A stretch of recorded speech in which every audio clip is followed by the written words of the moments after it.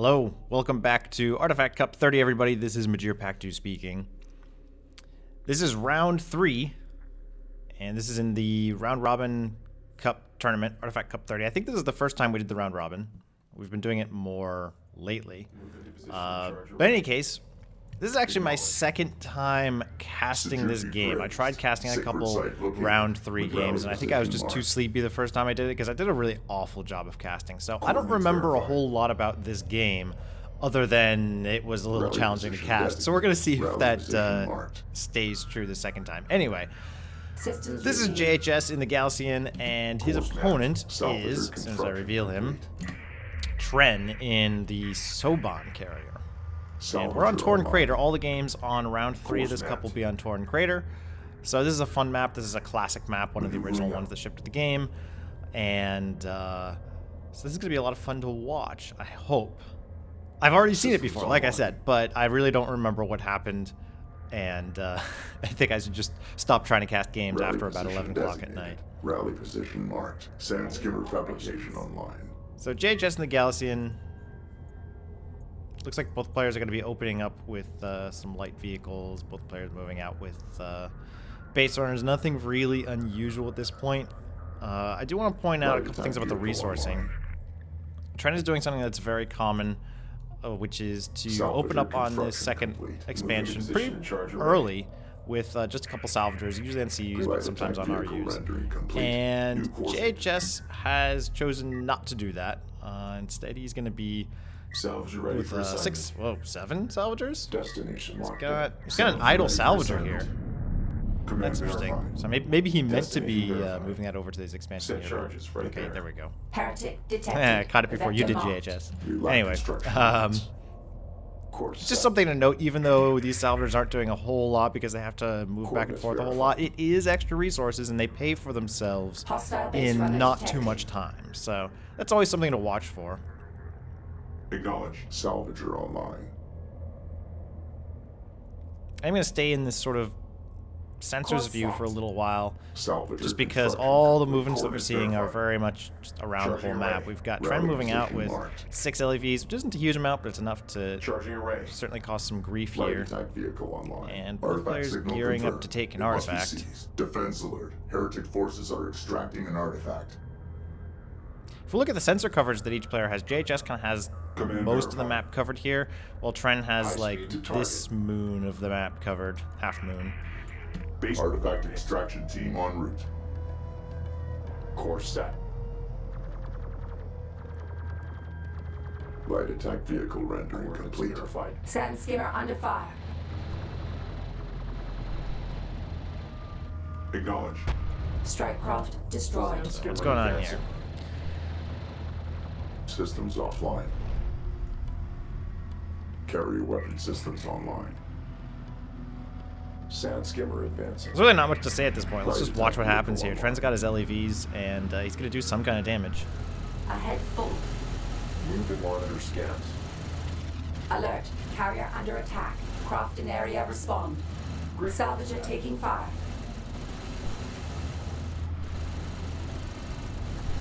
Defense alert. Salvager lost. Ahead full. Advance out. Defense alert. Heretic forces have secured an artifact. Advance. The Heretic forces in this case are JHS and the Galcian, by the way. Oh, no, sorry. JHS is the player we're watching from the point of view of, so the Heretics are actually the Soban, so Tren secured that artifact. So this is interesting. JHS is going to totally retreat with his production cruiser and all his resources at this point when Tren has 7 LEVs in here.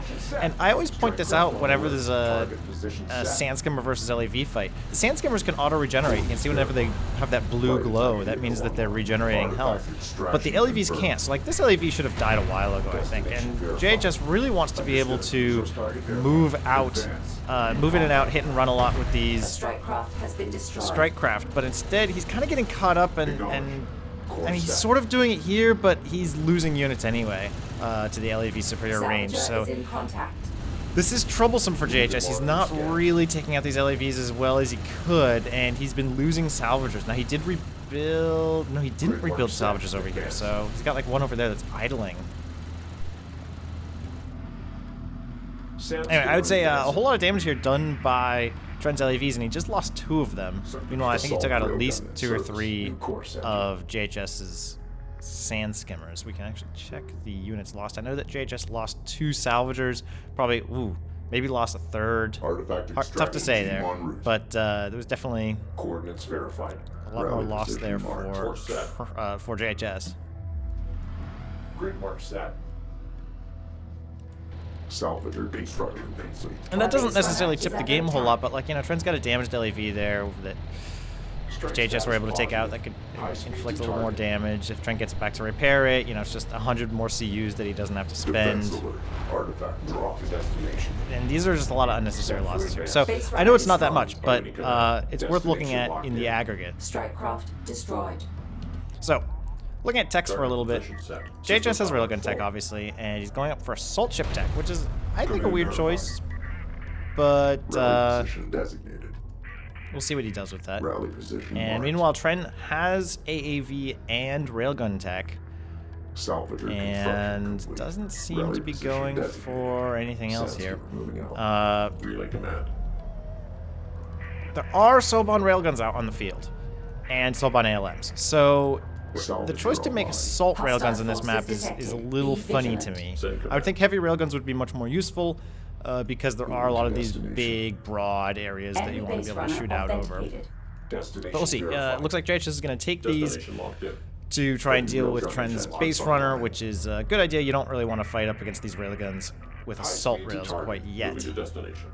Carrier initialized. Prime charges.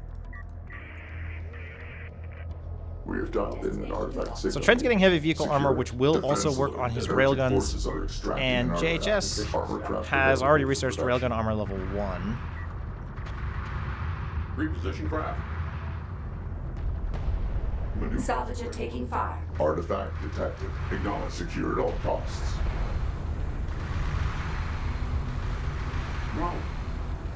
Heretic forces have lost the artifact. Oh, I missed something important.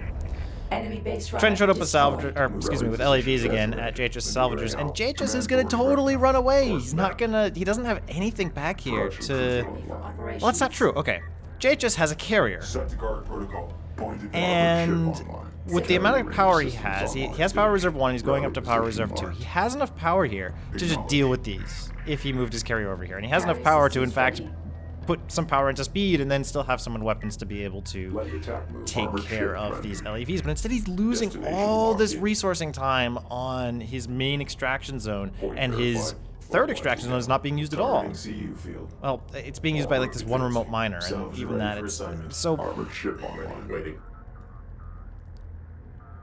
It seems like these Armored ship LAVs rendered. Research are concluded. doing way more economic damage than they deserve to be doing. There's something to be said here about, you know, yeah, Tren's doing a great job at constantly going in and poking, but Force set.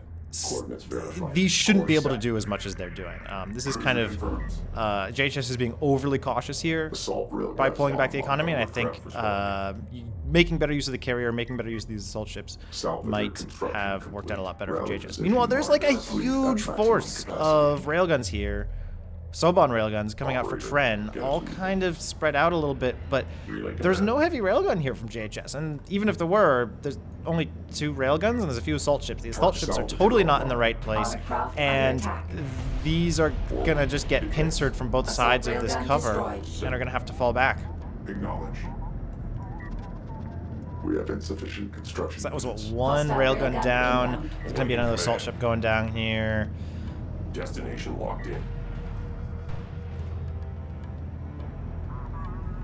And JHS doesn't really have an answer for this. Oh man, I caught. Good, okay. I hate calling that a ship is gonna die and then it doesn't die, so I'm glad that that one died. Sorry, JHS. More scan skimmer. Okay, so the sand skimmer's coming out, but Defense alert. Production this cruiser looks engaging really, the really enemy. bad for JHS Defense because alert. now, like, he Cruiser actually under fire. does need to pull back his We have production dialed in an cruiser, artifact signal. or he'll lose it. And there's just nothing that JHS has against these railguns. If he maybe was able to hide behind one of these dunes with some assault ships, then he could maybe deny these railguns coming in because they would have to face up, you know, all bunched together. They'd have to face the assault ships. Salvager destroyed. But the assault ships have fallen back now way, way out of range, and these sand skimmers are going to be totally cleaned up by the LAVs. And notice there's some yellow beams here coming out from the railguns. Tren's even using the railguns to take out sand skimmers by using the mark target ability, which provides additional accuracy, I believe. To destination.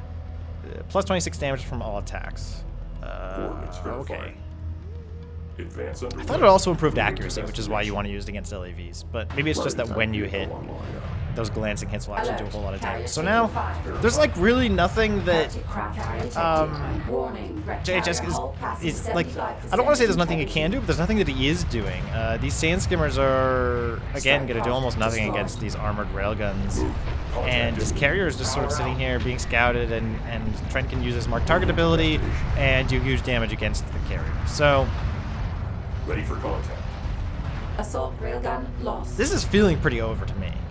There's going to be a fight here. The assault ships are getting in a little bit closer. They could clean up these LAVs, but Reposition. there's nothing really to be done at this point. The railguns have just won the battle. Destination. JHS is going to kind of move these back and then decide against that wisely this time, I would say. Half integrity. Artifact detected. Secure the holy site. Warning. Carrier below 25%. And yeah, that's just it. The danger. carrier's going to go down here for JHS. So, pretty simple game. And I just want to take a look at the map when Defense carrier carrier lost. finally blows up there. This conflict is lost. Return to account for your failure. Tons of railguns over here. So Tren, you know, was clearly not fighting with everything that he had. I believe that there was some other tech out here. Maybe not.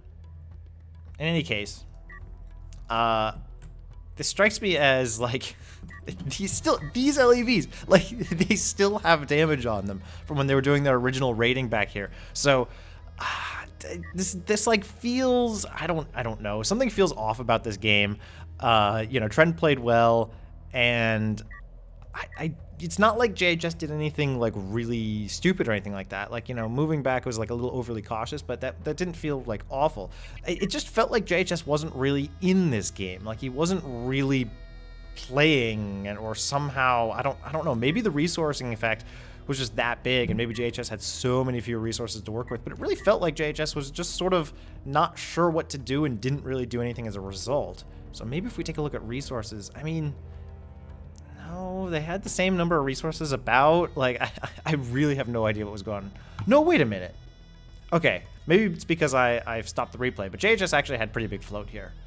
So, I'm curious to hear from JHS what was going on in this game. It seems like maybe he was just not very focused on it. But in any case, this will be a win that goes to Tren. And before this started, JHS and Tren had both won 2 games. So now we have Tren at 3 points and JHS at 2 in round 3. So this is the first game in round 3, and all the other round 3 games are going to be on Torrent Creator, so I will cast those shortly. Thank you for watching.